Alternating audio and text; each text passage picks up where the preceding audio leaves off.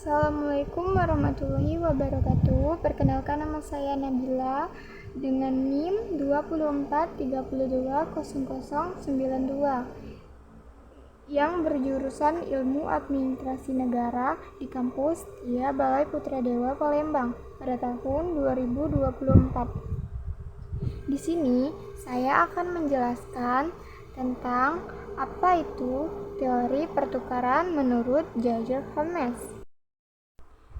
Teori pertukaran yang dikembangkan oleh Geiger-Chopper Hermes merupakan reaksi terhadap paradigma fakta sosial yang terutama dikemukakan oleh Durkheim. Hermes mengatakan bahwa proses interaksi sosial dapat menghasilkan fenomena baru sebagai akibat dari interaksi tersebut. Meskipun ia mengenali proses interaksi, ia juga mempertimbangkan bagaimana menjelaskan fenomena yang dihasilkan dari proses interaksi. Geiger-Chopper Hermes lahir di Boston, Massachusetts pada 11 Agustus 1910. Ia meninggal di Cambridge, Massachusetts pada 29 Mei 1989 pada usianya yang ke-78 tahun. Ia adalah seorang sosiolog Amerika dan pendiri sosiologi perilaku dan teori pertukaran. Hermes terkenal karena penelitiannya dan karyanya tentang perilaku sosial, termasuk The Human Group, Social Behavior, Its Elementary Forms, teori pertukaran, dan berbagai argumen digunakan untuk menjelaskan perilaku sosial.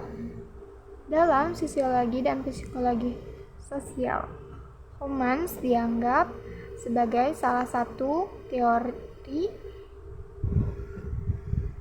sosiologi penting dari tahun 1950-an hingga 1970-an.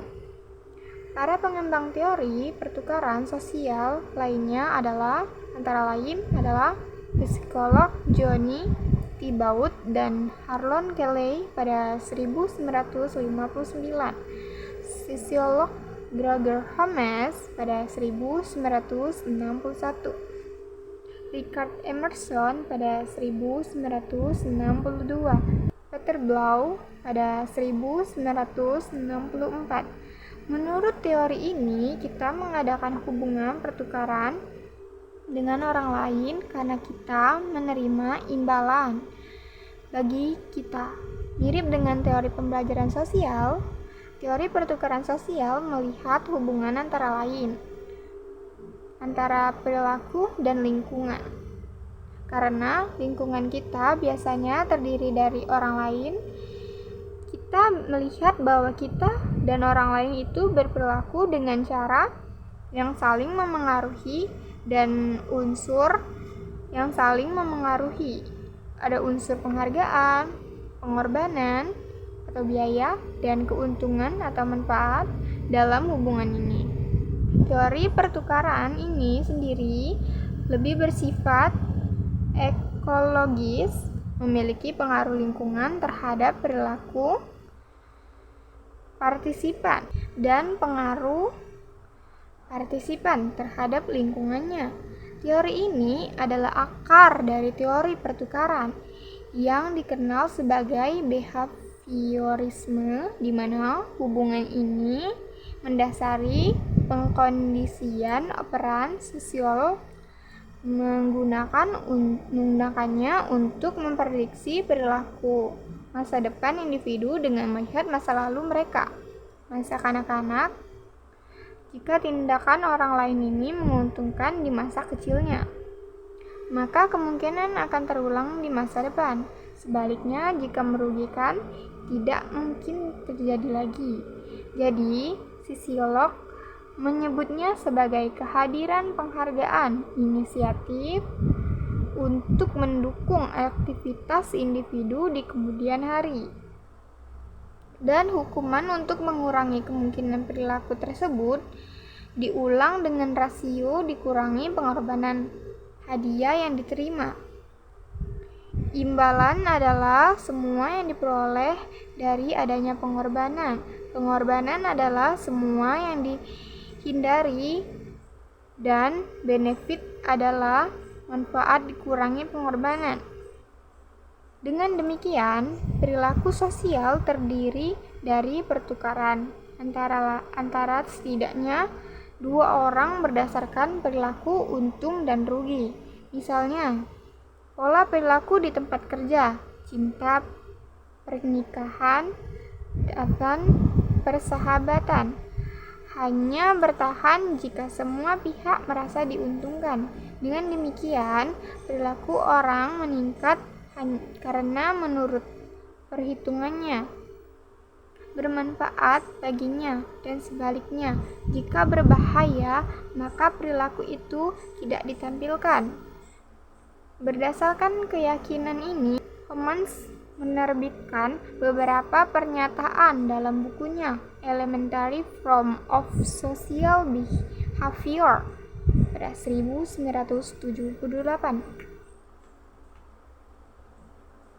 Homans menerbitkan beberapa pernyataan dalam bukunya, yaitu buku Elementary Form of Social Behavior 1974.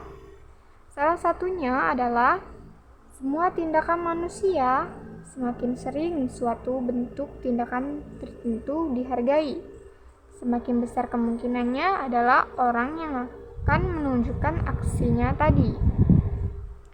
Proposisi di atas secara eksplisit menyatakan bahwa tindakan tertentu diulang ketika ada hadiah. Pernyataan lain yang juga memperkuat pernyataan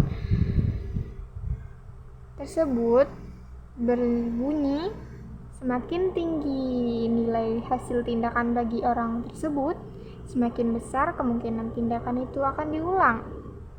Bagi Homans, prinsip dasar pertukaran sosial adalah keadilan distributif.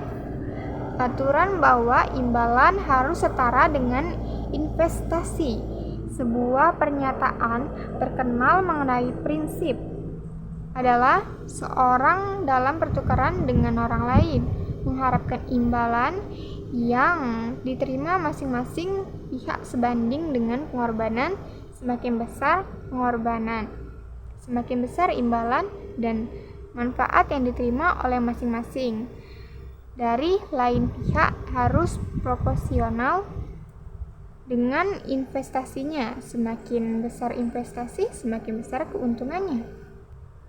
Teori pertukaran Homans didasarkan pada asumsi bahwa orang berperilaku untuk memperoleh imbalan atau menghindari hukuman.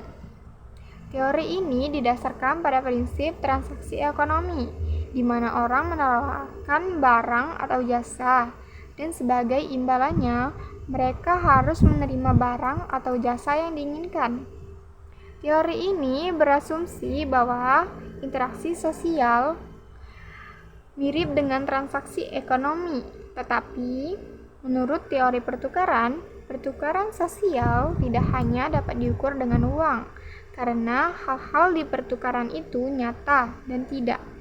Misalnya, seorang yang bekerja di suatu perusahaan mengharapkan tidak hanya imbalan eksternal berupa gaji, tetapi juga imbalan internal berupa kesenangan, persahabatan, dan kepuasan kerja. Inti dari pembelajaran sosial dan teori pertukaran sosial adalah bahwa perilaku sosial manusia hanya dapat dijelaskan oleh beberapa proses non-mentalistik yang dapat diamati. Semua teori yang dipengaruhi oleh perspektif ini menekankan hubungan langsung antara perilaku yang diamati dan lingkungan. Baik, sampai di situ penjelasan dari saya. Saya tutup. Waalaikumsalam warahmatullahi wabarakatuh.